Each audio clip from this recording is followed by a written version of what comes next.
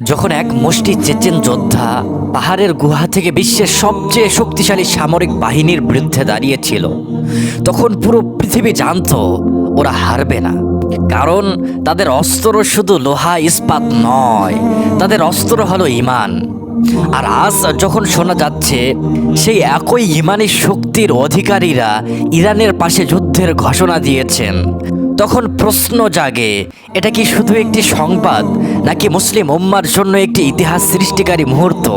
এই পুরো ভিডিওটি শেষ না করলে আপনি জানতেই পারবেন না কেন চেচেনদের ঈমানী শক্তি পৃথিবীর যে কোনো যুদ্ধক্ষেত্রকে বদলে দিতে পারে, আর কেন এই ঘোষণা ইরানের জন্য শুধু সংখ্যাগত শক্তি নয়, বরং আল্লাহর দেওয়া এক আধ্যাত্মিক প্লাস পয়েন্ট। মনোযোগ দিয়ে শুনুন, কারণ এই আলোচনা আপনার ঈমান ও ঐক্যবোধকে চিরকালের জন্য বদলে দেবে।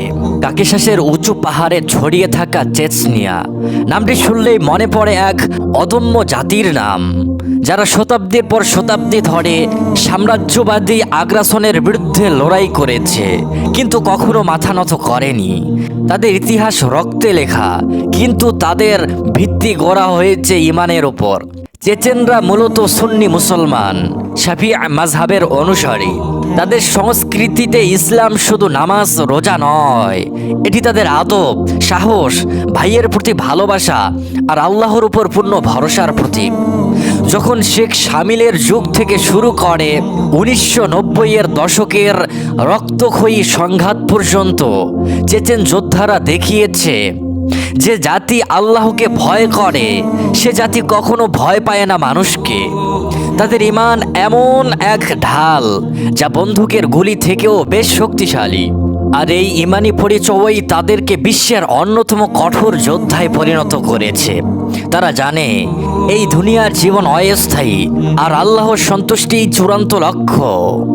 তাহলে প্রশ্ন আসে, চেচেনরা এত শক্তিশালী কেন? তাদের গোপন রহস্য কি? উত্তর একটাই, তাদের ঈমানী শক্তি।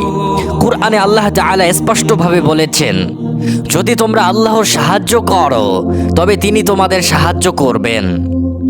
চেচেন যোদ্ধারা জানে বিজয় সংখ্যার গুণগত মান বা অস্ত্রের আধুনিকতায় নয়, বরং আল্লাহর উপর ভরসা, তাকওয়া এবং শহীদ হওয়ার ইচ্ছায় নিহিত। তারা যুদ্ধক্ষেত্রে নামার আগে কুরআন তেলাওয়াত করে, দোয়া করে আর আল্লাহর উপর পূর্ণ ভরসা রাখে। এই ঈমানি মানসিকতাই তাদেরকে সাধারণ সেনা থেকে আলাদা করে। তারা জানে মৃত্যু আল্লাহর নির্ধারিত সময়েই আসবে, তাই তারা ভয় পায় না, পিছু হটে না আর কখনো হতাশ হয় না। এই যে ঈমানি দৃঢ়তা, এটাই তাদের সবচেয়ে বড় শক্তি। আর এই শক্তি যখন কোনো মুসলিম ভাইয়ের পাশে দাঁড়ায়, তখন তা পুরো উম্মার জন্য এক আধ্যাত্মিক বিজয়। কারণ ইসলামের শক্তি মানে শুধু পেশি বা অস্ত্র নয়, শক্তি মানে ঈমান, ধৈর্য এবং আল্লাহর রাস্তায় একজোট হওয়া। এখন যখন শোনা যাচ্ছে যে চেচেন যোদ্ধারা ইরানের পক্ষে যুদ্ধের ঘোষণা দিয়েছেন, তখন এটিকে কেবল একটি রাজনৈতিক বা সামরিক ঘটনা হিসেবে দেখা ইসলামী দৃষ্টিভঙ্গির পরিপন্থী, বরং এটি মুসলিম ভাইয়ের প্রতি সহমর্মিতা, উম্মার ঐক্যের প্রকাশ এবং আল্লাহর রাস্তায় একজোট হওয়ার ঘোষণা। ইরান যে দেশটি দীর্ঘদিন ধরে নিজেদের ঈমানি পরিচয় এবং স্বাধীনতা রক্ষার লড়াই চালিয়ে যাচ্ছে, তার পাশে চেচেনদের মতো ঈমানি যোদ্ধাদের সমর্থন তা ইরানের জন্য অবশ্যই এক প্লাস পয়েন্ট। কিন্তু এই প্লাস পয়েন্টটি শুধু সংখ্যাগত শক্তি নয়, এটি ঈমানি শক্তির যোগ।